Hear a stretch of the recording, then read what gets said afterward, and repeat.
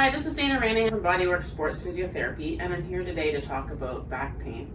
So many of us have experienced back pain at one point or another in our sporting career or our work career, and often if you've had back pain, you're much more likely to have back pain again in the future. So it's really important for you to understand how your body moves and how it works, and then learn what you can do to manage things. And starting with that, we would kind of look at the anatomy of the low back so that we understand how it moves. So I have a model of the bones here to show you kind of the anatomy of the lower back, and if we zoom into the low back, so this is the low back and more mid back and neck, and this would be your pelvis. If we zoom in a little bit on the lower back, you can see that this is the vertebra, which are kind of stacked on top of each other like bricks. And in the lower back, there's normally a little bit of a sway or a forward curve through our back. And you can see where the discs kind of look like they protrude forward a little bit. At the back, we have facet joints, which is where we take some of our weight, but what allows us to move.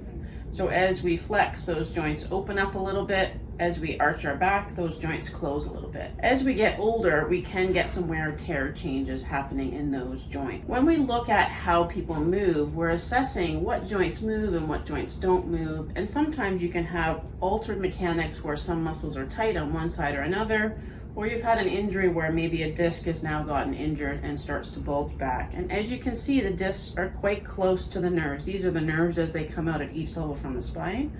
So in between each vertebra is this disc, which when you have sometimes too much force, either from bending or loading, you can get some bulging of the disc, which puts pressure back on the nerve. So when we look at the anatomy of the low back, it helps us to understand the mechanisms which might cause back pain, and then we do a detailed assessment to help you understand what you can do to sort things out. If you have any other questions about how to treat your back or what might be going on with your back, please give us a call, or you can also check out our website for more information at www.body-works.ca.